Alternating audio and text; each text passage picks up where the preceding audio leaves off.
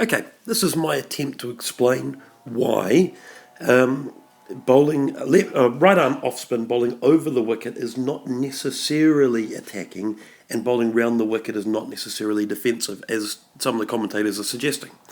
Right. Okay, for a start, if bowling over the wicket, here's your standard line that the ball comes in. Comes through here, hits a bit and pitches and bounces in this direction. All right.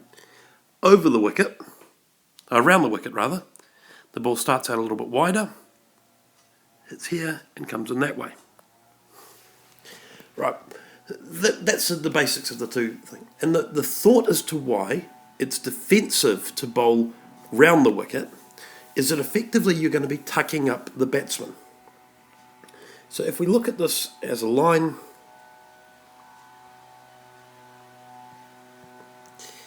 we're looking, our standard line is coming like this and then that way.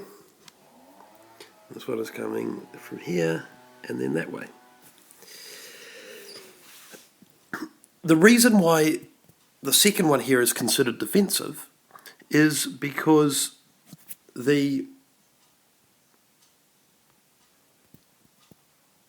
the second case, the only options that the batsman has to score, the natural options, are to score on the leg side. The ball's coming from the leg side and it's going to the leg side. It's also got, in terms of the relative to the batsman, it's got a less change of angle because it was starting to come across them and then it's coming back. So in terms of to the angle of the pitch, it's turning less. Right? Whereas this one here, if we look at this in terms of the degrees of turn, if we're looking straight to the pitch, that one there looks like quite sharp turn. This one here doesn't look like nearly as much, despite the fact that the actual turn is the same. Right? And that's why this one over here seems like it's more attacking, whereas this one here seems more defensive. And if a batsman's playing straight down the pitch, you're more likely to beat the inside edge if you're bowling over the wicket, as this side here. However, that's not actually the only way to get a wicket. You get a wicket by deceiving a batsman. Now, one of the things that happens when you bowl around the wicket is the batsman opens up their stance a little bit more. So they're not actually facing straight down the pitch.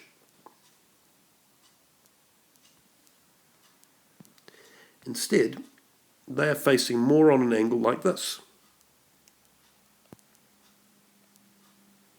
So the amount of turn is actually roughly the same because of the fact that they're standing differently. Now, if they don't stand differently, that takes it out of the equation a little bit.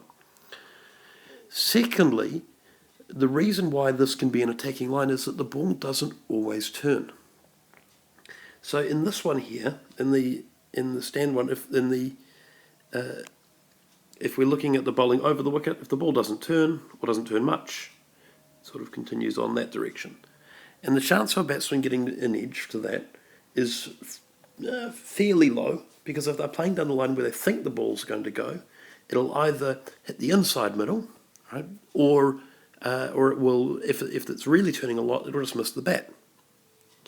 On this way here, the batsman's actually adjusting for the ball coming across them.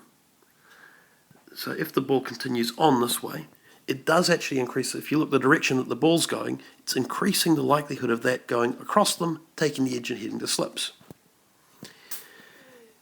Also, with the batting over the wicket, the zones for hitting, you've got the option of playing a cut shot, right, for something coming in from the offside, or you can move across and hit through the leg side. Now that's only possible if you're good with your feet. And if you are good with your feet and you're good at playing through the leg side, then moving across, it becomes a very easy shot to hit the ball in this whole arc out here. Whereas if the ball's tucked up into your pads, it's easy to hit a single in here, but to actually get across, to move across, you're putting yourself at risk of LBW. Why are you putting yourself at risk of LBW? With this one here, where the ball makes contact, is here, which is often outside the line of the off stump. Whereas this way here, where the ball makes contact with the bat, is often in line with the off stump. So you're giving yourself an extra way of getting a dismissal. If the ball goes straight on, if you're bowling over the wicket, you don't have a huge option for getting a wicket. All right, the ball goes straight on, which it will do sometimes. With this way here, if the ball goes straight on, you've got the option of caught. With this way here, if your batsman's good on their feet, it opens up the leg side. If they're not good on their feet, they don't really have that option, but they can still drive the ball. Here, the drive is a lot more difficult to play, but it's easier to hit a single, so that's why it's called defensive. However, you've got the option for a ball going straight to take a wicket with the edge, and the ball that comes back to take a wicket either with bowled, which is fairly unlikely, or LBW, which is a lot more likely as a batsman gets tucked up around their pads. So when we're hearing the commentators talking about bowling over the wicket as attacking and round the wicket as defensive, we need to think about the context.